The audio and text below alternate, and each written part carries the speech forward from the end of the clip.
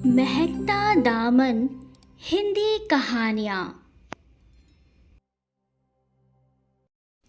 आप देख रहे हैं मोहब्बत की लाज। कोमल बड़ी लगन से अपने मॉडर्न खूबसूरत से फ्लैट के शानदार किचन में तरह तरह के डिशेस तैयार करने में बिजी थी। अपनी माँ के गरीब घर में उसने जो कुछ भी पकाना सीखा था, उनमें जो डिशेस वो सबसे बेहतर तौर पर बना सकती थी, उसने आज बना डाली थी। इस खास लंच की तैयारी से पहले उसने अपने पूरे अपार्टमेंट का एक एक कोना चमका डाला था। आने वाले मेहमान की पसंद को नज़र में रखते हुए उसने गुलदानों में खूबसूरत फूल भी सजा दिए थे। कोमल को बताया गया था कि लिबास में उस मेहमान को साड़ी बहुत पसंद है, इसीलिए उसने अपने लिए बेहतरीन साड़ी का चुनाव किया था। वो चाहती थी कि जिस मेहमान से आज उसकी मुलाकात होने वाली है, उसका इस तरह स्वागत करे कि वो ज़िंदगी भर भूल ना पाए। उसको इम्प्रेस करना उसके लिए एक चैलेंज था, ऐसा चैलेंज जिसे जीत कर ही वो अपने सारे अंदेशे गलत साबित कर सकती थी, जो उसे कबीर से शादी के फैसले से दूर रखने की खातिर किसी बद्दुआ की तरह गिनवाए गए थे। और इन्हीं कामों को करते करते कब उसने ख्यालों की दुनिया में कदम रख दिया, उसे पता ही नहीं चला। शहर के उस महंगे मॉल की एक होम डेकोरेशन शॉप में कोमल अपनी कुलीग और सबसे अच्छी दोस्त निदा के साथ मौजूद थी। निदा को अपनी होने वाली ननद के लिए कोई अच्छा सा तोहफा खरीदना था। उसकी ननद की वेडिंग एनिवर्सरी भी थी और उसका नया घर भी बना था। इसलिए निदा उसे कोई ऐसा तोहफा देना चाहती थी जो घर की सजावट में काम आ सके, और निदा की कोई भी खरीदारी कोमल के राय के बगैर मुकम्मल नहीं होती थी। तभी तो निदा के बार बार कहने पर वो एकेडमी से, जहाँ वो इंस्ट्रक्टर थी, उसे ज़बरदस्ती खींच कर अपने साथ मॉल ले आई थी और अब दोनों आइटम चेक कर रही थी। यार कोमल, ये कैसा रहेगा? निदा ने क्रिस्टल का एक फैंसी सा सेंटर पीस बाउल रैक से उठाकर चेक करते हुए उससे कहा, जो कुछ फासले पर खड़ी एक वॉल मिरर को हसरत भरी निगाहों से देख रही थी। तभी वो उसकी आवाज़ सुन नहीं पाई। निदा ने चौंक कर उसकी तरफ देखा और क्रिस्टल बॉल वापस रखकर उसकी तरफ मुड़ी। तुम्हें ये अच्छा लगा है तो तुम ले लो, मैं पेमेंट कर दूंगी। नीता बहुत मालदार फैमिली से थी और दोस्तों पर खूब खर्च करती थी, और कोमल तो उसकी बेस्ट फ्रेंड थी। नहीं नहीं, और मैं तो बस वैसे ही देख रही थी। तुम बताओ, कुछ पसंद आया? कोमल ने मुस्कुरा कर बात बनाई और आगे बढ़ने लगी, तो निदा ने उसका हाथ पकड़ कर रोका। मैं तो कुछ ना कुछ सेलेक्ट कर ही लूँगी। तुम्हें अगर वो मिरर लेना है तो बिना झिझक ले लो, मेरी तरफ से अपनी सालगिरह का एडवांस समझकर। निदा जोर देने लगी। नहीं यार, मुझे नहीं लेना। मेरा घर कौन सा इस काबिल है कि ऐसी कीमती चीज़ों से सजाया जाए? कोमल की उदासी उसके चेहरे से जाहिर थी। तो तुम रख लेना संभाल कर, जब शादी होगी तुम्हारी तो अपने घर में सजा लेना। निदा ने आराम से उसे आसान सा हल बताया। कैसी बातें कर रही हो निदा?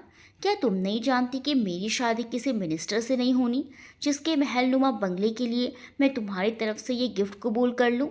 मेरा मंगेतर मेरी खाला का एफए पास बेटा है, जो हमारे मोहल्ले में परचून की दुकान चलाता है।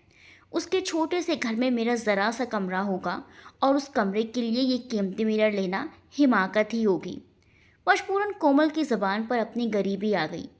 अच्छा, और ये जो तुम शहजादियों जैसे सूरत लेकर एमबीए गोल्ड मेडलिस्ट होकर एक गरीब दुकानदार से शादी करने पर राजी हो, ये हिमाकत नहीं है? निदा ने उसे लताड़ा। हाँ है, और मैं इस रिश्ते पर दिल से कब राजी हूँ, लेकिन जब मेरा नसीब ही मेरे साथ मजाक करने पर तुला है तो मैं क्या कर सकती हूँ। मेरी कितनी ख्वाहिश थी कि अच्छी तालीम हासिल करूँगी तो अच्छी जॉब मिल जाएगी और गरीबी से, तंगी से छुटकारा मिलेगा, मगर लाख कोशिश के बाद भी ऐसा ना हो सका।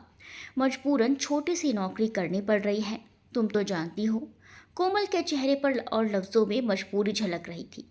निदा मारे दुख की उसका चेहरा तकती रह गई। खैर, ये बेकार की बातें छोड़ो और अपनी शॉपिंग मुकम्मल करो।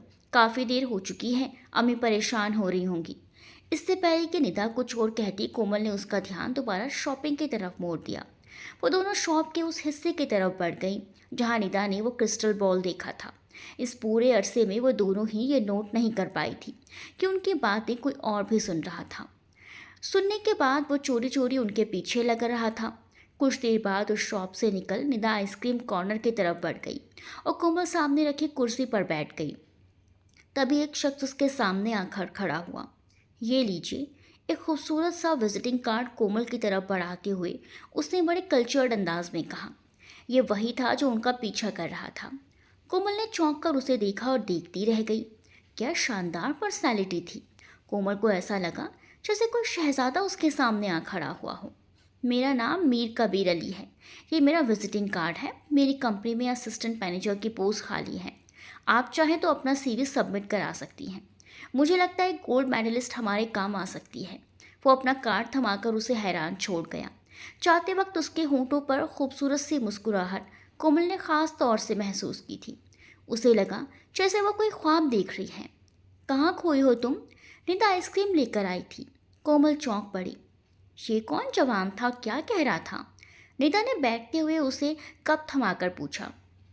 कोमल ने बगैर कोई जवाब दिए उस अजनबी का कार्ड उसकी तरफ बढ़ा दिया और गहरी सांस लेकर उसकी ऑफर के बारे में बताने लगी।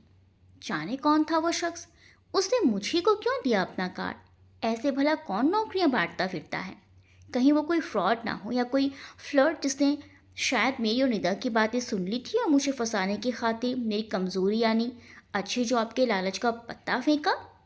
ऐसे कई सवालात थे जो मीर कबीर अली की कंपनी ज्वाइन करने से पहले उसके दिमाग में कुलबुलाए थे, मगर वो उसकी शानदार पर्सनालिटी से इस कदर इम्प्रेस हुई थी कि वो चाह कर भी खुद को एक कदम उठाने से रोक नहीं पाई। निदा ने भी उसे किस्मत आजमाने का मशवरा दिया था। साथ ही ये भी बताया था कि कार्ड पर जिस कंपनी का नाम लिखा है वो कोई मामूली कंपनी नहीं है, बहुत मशहूर और मजबूत नाम है। इसीलिए वो हर डर दिल से निकाल कर कबीर की कंपनी के हेड ऑफिस पहुंच गई थी। वहाँ भी उसे बहुत हैरान करने वाली सूरत हाल का सामना हुआ। कंपनी के रिसेप्शनिस्ट के बताने पर ही कबीर अपनी फैक्ट्री के विजिट पर गया हुआ है। वो वेटिंग रूम में जाकर बैठ गई। उसे ज़्यादा देर इंतज़ार नहीं करना पड़ा था। 15 मिनट बाद ही कबीर आ गया था। जब रिसेप्शनिस्ट ने उसे कोमल के बारे में बताया तो वो समझ ही नहीं पाई कि कौन लड़की है, मगर जब सामना हुआ तो वो मुस्कुरा दिया। मुझे यकीन था कि आप ज़रूर आएंगी, वो बहुत अच्छे अंदाज में कहता हुआ उसे अपने शानदार ऑफिस रूम में ले आया। तशरीफ़ रखिए, उससे कहकर वो टेबल के सामने वाले आराम चेयर पर बैठ गया। कोमल ने अपना फोल्डर उसकी तरफ बढ़ा दिया। जी तो मिस कोमल आबिद। उसके पेपर्स चेक करने के बाद कबीर ने उसकी तरफ देखा। जी सर। वो संभल कर बैठ गई। मैंने आपका बेहतरीन एकेडमिक रिकॉर्ड और आपकी पर्सनल डिटेल्स देख ली हैं। Very good. अब आप मुझे ये बताएं कि आप ये जॉब क्यों करना चाहती हैं? कबीर के बात करने का अंदाज इतना नर्म और दिल मोह लेने वाला था कि कोमल के दिल से डर और झिझक दूर हो गई। अब वो आराम से बोल रही थी। सर, मेरे घर के माली हालात अच्छे नहीं हैं। मैं अपने हालात बदलना चाहती हूँ। गरीबी से छुटकारा पाना चाहती हूँ। अच्छी ज़िंदगी के ख्वाब ने ही मुझे मेहनत पर उकसाया है और मैंने तालीम का बेहतरीन रिकॉर्ड बनाने में अपनी पूरी जान लड़ा दी, मगर इसके बावजूद मुझे मेरे रिकॉर्ड के मुताबिक जॉब ना मिल सकी। उसी की तलाश में आप तक पहुंची हूँ। आपके भरोसा दिलाने पर। वो बड़े यकीन से बोली थी। तो इतने मुश्किल हालात में आपने इतनी हाई एजुकेशन कैसे हासिल कर ली? कबीर ने इम्प्रेस होते हुए पूछा। सर, ट्यूशन्स पढ़ा पढ़ा कर। गुड, तो आप ज़हीन होने के साथ साथ बहुत मेहनती भी हैं। उसने कोमल की खुले दिल से तारीफ़ की। सर, मेरी फाइल इस बात का जवाब है। उसका हौसला बढ़ाने पर वो पूरे एतमाद से बोली थी। सही जवाब। वो हंसा। ठीक है मिस कोमल, आप कल से हमारी कंपनी ज्वाइन कर सकती हैं। एजुकेशनल स्टैंडर्ड के मुताबिक आपको अच्छी सैलरी मिलेगी। अपॉइंटमेंट लेटर कल आपको मिल जाएगा। कबीर ने फ़ौरन ही उसे खुशखबरी सुना दी। कोमल के दिल को करार आया। उसके चेहरे पर खुशी फूट कर उसे और भी हसीन बना गई, मगर आंखों में थोड़ी सी हैरानी भी थी। अब कबीर इंटरकॉम पर किसी से कह रहा था, जब पेपर्स में ऐड देना बंद कर दें। हमारी कंपनी को काम की पर्सनैलिटी मिल गई है। कोमल आबिद का सीवी आपके पास भेज रहा हूँ। इनका अपॉइंटमेंट लेटर टाइप कर लें। कबीर यकीनन किसी को भी हैरान कर देने में माहिर था। कोमल को मानना पड़ा। ये ख्वाब नहीं, हकीकत थी। अच्छी तरह तसल्ली कर ली है ना कि नए ऑफिस का स्टाफ और मालिक लोग ठीक ठाक हैं? ये एक सवाल पिछले हफ्ते से उसकी अम्मी उसकी नई जॉब पर कर रही थी और उसका एक ही जवाब था, जी अम्मी, सब ठीक है, आप बेफिक्र रहें। वैसे इस बारे में ज़्यादा गौर उसने किया ही नहीं था। उसके दिल पर तो कबीर छाया हुआ था। वो उसके दिल पर अपने अखलाक, अपनायत और शानदार पर्सनालिटी की वजह से पूरी तरह कब्जा कर चुका था। वो उसे और उसकी कंपनी को किसी भी हालत में, किसी भी मोड़ पर नहीं छोड़ सकती थी। कबीर की तरफ से भी महसूस होता था कि उसका अंदाज उसके लिए सारे स्टाफ से बिल्कुल अलग और ख़ास है। उसके लिए ये बहुत था। कुछ एहसासात इतने अनोखे और दिल को खुश करने वाले होती हैं कि किसी और बात पर गौर करने को जी ही नहीं करता। इस मामले में निदा ने भी उसकी हौसला अफजाई की थी। देखो कोमल, तुम्हें पूरा हक है कि जो अच्छा लगे वही करो। कोई क्या सोचता है, क्या कहता है, इस पर गौर करके परेशान होने की ज़रूरत नहीं है। अगर तुम्हारी नियत नेक है तो तुम्हें वो ज़रूर मिलेगा जो तुम चाहती हो। अपनी किस्मत खुद बनाना तुम्हारे हाथ में है। निदा का मशवरा कोमल के दिल को छू गया था। उसने जी हाँ जी में फैसला कर लिया कि वो इस शहजादे को अपना बना कर रहेगी, जो हर तरह भरपूर मुकम्मल था और उसकी पहली पसंद था। उसके कुंवारे जज्बों पर उसी की हुकूमत थी। अपनी मोहब्बत का अनछुआ गुलाब वो उसके कदमों में रखकर आंखें मूंद लेना चाहती थी। वो इन्हीं ख्यालों में मदहोश थी कि वक्त ने खुद ब खुद एक हसीन मोड़ ले लिया और वो खिल उठी। उस दिन जब वो ऑफिस पहुंची तो उसके टेबल पर रखा हुआ ताज़ा सुर्ख गुलाबों का बुके उसके कैबिन को महका रहा था। ये किसने भेजा है? उसने बुके उठाकर चूमा। उसकी महक अपनी सांसों में भरी और मुस्कुरा दी। जहन में एकदम कबीर का मुस्कुराता हुआ चेहरा उतर आया। फिर उसके साथ लगा कार्ड देखकर तस्दीक भी हो गई कि यह खुशबू का तोहफा किसी तरफ से उसे पेश किया गया है। उसने कार्ड खोलकर अंदर रखा लेटर पढ़ना शुरू किया। मिस कोमल आबिद, अपने काम से काम रखने वाला मैं बहुत रिजर्व बंदा था, किसी भी हसीन सूरत से बेजार बेगाना। ये आपने क्या कर दिया? सामने बिठाकर आपसे ये सवाल करना चाहता हूँ। अगर एतराज़ ना हो तो आज शाम एक कप कॉफ़ी मेरे साथ पी लीजिए। साथ ही सालगिरह की बहुत बहुत मुबारक हो। मीर कबीर अली। कोमल ने धड़कते दिल के साथ कबीर की छोटी सी लेख बार बार पढ़ी। जिंदगी का दामन खुशी के मोतियों से जगमगाता महसूस हो रहा था। उसने कांपते हाथों से अपना सेलफोन उठाकर कबीर के नंबर पर मैसेज टाइप कर डाला। फूलों के लिए शुक्रिया, ज़रूर आऊँगी। वो उसके सामने सर झुकाए बैठी अपने खूबसूरत खाली हाथों को देख रही थी, जो शायद भरने वाले थे। कबीर हुस्न की उस नाजुक मूरत को मोहब्बत उठाती पसंदीदा नज़रों से देख रहा था और सोच रहा था, तुम मुखातिब भी हो, करीब भी हो। तुमको देखें कि तुमसे बात करें। आखिर उसने अपनी मोहब्बत को ज़बान दी। कोमल, क्या रस टपकती आवाज़ थी। कोमल ने अपनी नशीली आंखें उठाकर उसे देखा और आंखों पर लंबी लंबी पलकों की झालर डाल दी।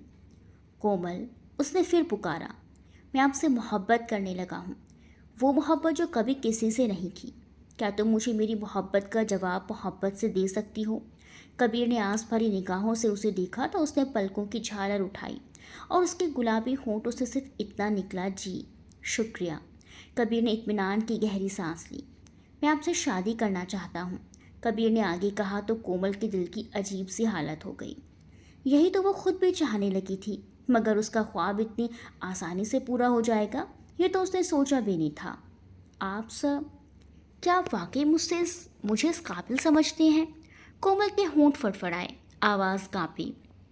कोमल, आप मेरे लिए बहुत काबिल हैं, अनमोल हैं, मगर मैं आपके इकरार या इनकार से पहले अपने बारे में डिटेल से कुछ बताना ज़रूरी समझता हूँ। जी मैं सुन रही हूँ। कोमल ने सर हिलाया।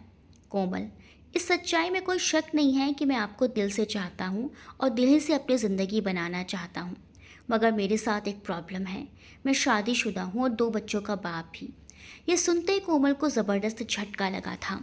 आंखों में झिलमिलाते हुए मोहब्बत के जुगनू फड़फड़ाए थे। क्या एक बार फिर खुशनसीबी उसे छूकर मुंह मोड़ने वाली थी? उसके ख्वाबों का शीश महल चकनाचूर होने वाला था? क्या? तड़पती हुई आवाज़ कोमल के मुंह से निकली थी। चेहरा फक हो गया था। उसकी आंखों में दम तोड़ती खुशी देखकर कबीर ने उसका हाथ अपने दोनों हाथों में थाम लिया। कोमल, मुझे अपनी बीवी में कोई दिलचस्पी नहीं है। वो ज़बरदस्ती मुझ पर लादी गई एक अनपढ़ और उम्र में मुझसे बड़ी औरत है। मैं अपने लिए अपनी तरह अप टू डेट और एजुकेटेड हमसफ़र चाहता था। मैं चाहता तो तुमसे इतनी बड़ी हकीकत छुपा सक कर भी तुम्हें अपना बना सकता था, क्योंकि मैं जानता हूँ तुम मुझे पसंद करती हो। मुझे चाहती हो लेकिन मैंने ऐसा नहीं किया। मैं तुम्हें धोखे में रखना नहीं चाहता और यही मेरी तुमसे सच्ची मोहब्बत का सबूत है। कोमल को उसकी दलील ठोस लगी। उसके लिए यही काफ़ी था कि उसका मनचाहा इंसान उसकी चाहत में गिरफ्तार था। वो ज़रा देर को बहुत परेशान हुई, फिर ठंडे दिल से सोचा तो वो हक पर लगा। फिर एकदम ही उसने उसके हाथों पर अपना दूसरा हाथ रख दिया। मुझे आपकी हमसफ़र बनने पर कोई एतराज़ नहीं है। मजबूत लहजे में अपनी रजामंदी देते हुए उसने आगे का रास्ता खुद चुन लिया था। तेरा दिमाग खराब हो गया है क्या? बचपन से तय रिश्ता तोड़कर शादीशुदा शख्स से नाता जोड़ना चाहती है? हम ऐसा हरगिज़ नहीं होने देंगे।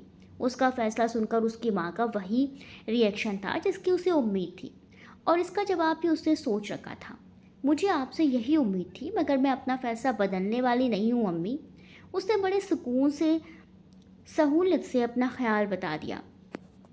अपने बूढ़े बाप की इज्जत और अम्मी ने जो खालों को ज़बान दे रखी उसकी भी परवाह नहीं करोगी तुम?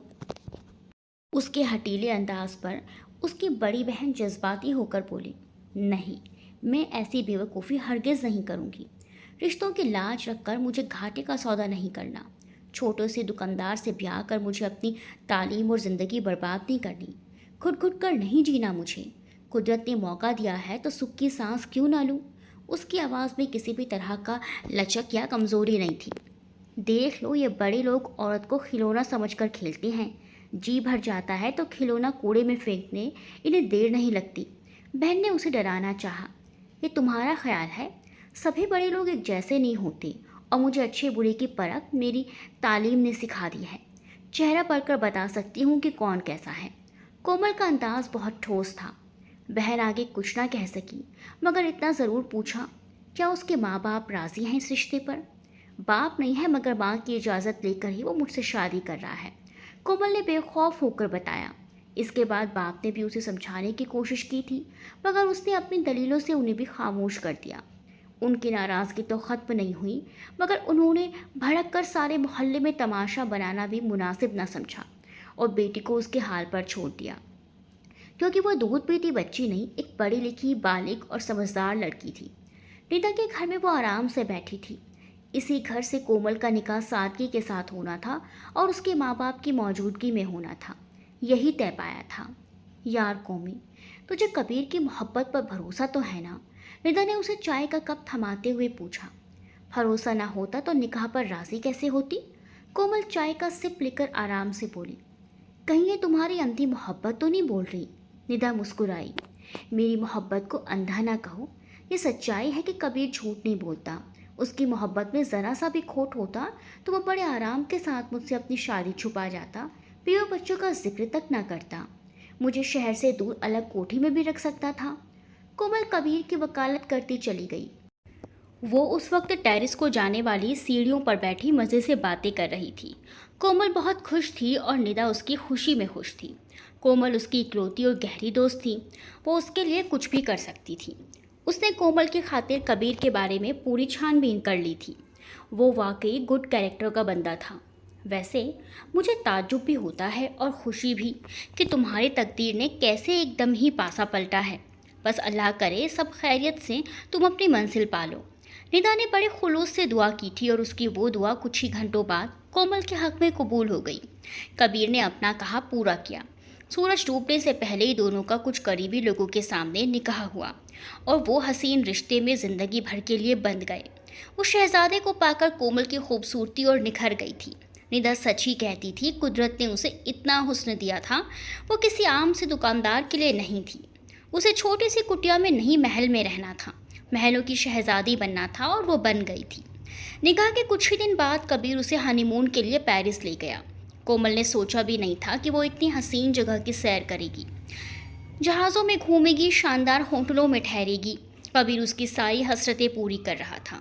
उसके एक इशारे पर कीमती से कीमती चीज़ उसके कदमों में डाल देता था। वो दोनों साथ साथ जिधर से भी गुजरते तारीफ़ें बटोरते। जो देखता वो यही कहता, वाह क्या बेमिसाल शानदार जोड़ी है। कोमल अपनी नई ज़िंदगी से बेहद खुश थी। उसकी मेहनत, काबिलियत और ख़ूबसूरती रंग लाई थी। कबीर उसे जितना चाहता था वो उससे ज़्यादा उसे चाहती थी। हमेशा ये जोड़ी सलामत रहने की दुआएं करती थी। फिर अचानक उसकी ज़िंदगी में एक ऐसा मोड़ आया जिसने उसे हिला कर रख दिया। उसे अपनी खुशियाँ गहरे गम में डूबती नजर आई। मेरी माँ जी तुमसे मिलना चाहती हैं। उसके सफ़ेद गुलाबी खूबसूरत हाथों को चूमकर अपनी आंखों से लगाते हुए कबीर ने उसे ये खुशखबरी सुनाई तो वह खिल उठी।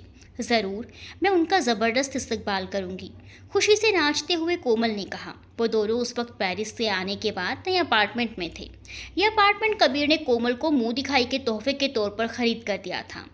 हाँ, कल का लंच अरेंज कर लेना उनके लिए अच्छा सा। वो उसके खूबसूरत लंबे ब्राउन रेशमी बालों को संवारते हुए बड़े प्यार से बोला था। मैं तो कब से इंतज़ार कर रही थी कि वो आएँ, मैं उनकी खिदमत करूं, उनका दिल जीत लूं। अच्छा, वो क्यों?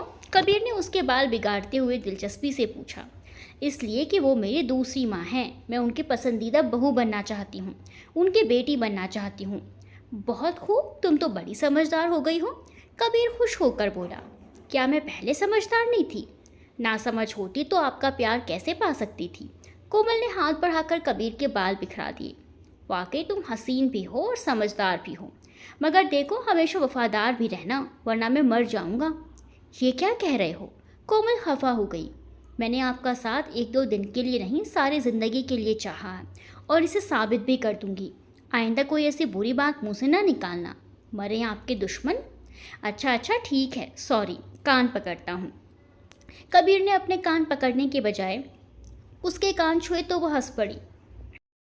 उसके कंधे से अपना सर टिकाकर उसका चेहरा अपने खुले बालों से ढक लिया। हमेशा ऐसी रहना, महकती हुई इन घटाओं की रहना। कबीर की सरगोशी ने उसे एकदम मदहोश कर दिया, मगर उसे पता नहीं था कि उसे टूट कर चाहने वाला ये शख्स अंदर से कितना फिक्रमंद है उसके लिए। काम जारी रखते हुए ही उसने ख्यालों की दुनिया से बाहर कदम रखा। जी हाँ, कोमल की सासू माँ आने वाली थी, जिनके लिए वो जी जान से तैयारियों में जुटी थी। लंच की तैयारी से निबटकर कोमल ने अपना सारा ध्यान हुलिया दुरुस्त करने पर लगा दिया। क्या पहनूं? उसने सोचा, फिर मुस्कुराई। कबीर कह रहे थे माँ जी को साड़ी बहुत पसंद है। ठीक है, साड़ी मुझे भी सूट करती है। उसने सर हिलाया और अपने लिए खूबसूरत सी पिंक साड़ी निकाल ली। मीर कबीर अली का ताल्लुक ज़मींदार घराने से था। उसकी वालिदा अपने ख़ानदान की अकेली पढ़ी लिखी खातून थी। उनकी सियासी शख्सियत भी थी, सोशल एक्टिविटीज़ भी चलती रहती थी। कबीर ने उनके बारे में जितना बताया था उसके मुताबिक वो कोमल को अलग मिजाज की डिसेंट सी लगी, इसलिए उसने खुद को उनके हिसाब से तैयार किया था। फिर भी एक फिक्र सता रही थी जब तक कि वो आ नहीं गई थी। कबीर की वालिदा वैसी ही थी जैसा उसने सोचा था। बेटे की तरह खूबसूरत, इम्प्रेसिव मगर ग्रेसफुल पर्सनैलिटी थी उनकी। बड़े दोस्ताना और नरम अंदाज में उन्होंने उसकी ड्रेसिंग की तारीफ़ की तो वो कोमल को और भी अच्छी लगने लगी। उनका बात करने का अंदाज नरम और कबीर की ही तरह अपनायत भरा था। उन्होंने अपार्टमेंट की सजावट को भी सराहा, जिससे कोमल के अंदर वो जो एक घबराहट थी इत्मीनान में बदल गई। तुमने वाकई अपने लिए हीरा ढूंढ निकाला है कबीर। खाना खाते हुए एकदम ही माँ जी ने कोमल पर नज़र डालकर तारीफ की, बेटी की चॉइस की दाद दी। उनकी तरफ से मिलने वाले कमेंट पर कबीर के होंठों पर खूबसूरत मुस्कुराहट खेल गई। कोमल के दिल की धड़कन तेज़ हो गई। तो क्या मैं वाकई उनके स्टैंडर्ड पर खरी उतरी हूँ? दिल में सोचते हुए कोमल ने ज़रा सा मुस्कुराकर कबीर की तरफ देखा, जिसकी मुस्कुराती नज़रें उसी पर टिकी थी। मैंने आपसे कहा था ना कि ये लड़की लाखों में एक है। कबीर के चेहरे पर फक्र झलक रहा था। ठीक कह रहे हो। माँ जी ने बेटे से एग्री किया, फिर बोली, अब मेरे ख्याल में बहू को बता देना चाहिए कि इसको तुम्हारी ज़िंदगी और हमारे ख़ानदान में क्या मकाम मिलेगा और इसकी हदें यानी लिमिटेशंस क्या होंगी। आखिर वो अपने मतलब की तरफ आ ही गई। कोमल मलिका आलिया का फरमान सांस रोके सुन रही थी, जो अपने शहरों से मुखातिब थी। देखो कोमल, तुम मुझे बहुत अच्छी लगी हो, बिल्कुल वैसी जैसी लाइफ पार्टनर मैं अपने बेटे के लिए चाहती थी। मगर वो कहते कहते सांस लेने के लिए रुकी तो उनके मगर ने कोमल को परेशान कर दिया। उसकी अजीब सी हालत थी, बेचैन आंखें उनके चेहरे पर जमी थी, होंठ खामोश थे। मगर मैं अपनी चाहत को अपने ख़ानदान की रिवायत से ज़्यादा अहम नहीं समझ सकती। अगर ऐसा मुमकिन होता तो मैं कभी अपने इकलौते बेटे अपने कबीर की शादी अपने जेठ की अनपढ़ बेटी से ना करती। जिस तरह तकदीर का लिखा टाला नहीं जा सकता, बिल्कुल उसी तरह हमारे ख़ानदान के फैसले और उसूल अटल हैं। अतिया से कबीर की शादी बचपन में ही तय कर दी गई थी, सो करनी पड़ी। अतिया वफादार और सलीकामंद औरत है, घरदारी जानती हैं। मेरे कबीर के दो बच्चों की माँ हैं। लेकिन वो कबीर से मैच नहीं करती। हमारे सोशल सर्कल में कबीर का साथ नहीं दे सकती। ये इसीलिए बहुत अपसेट रहता था।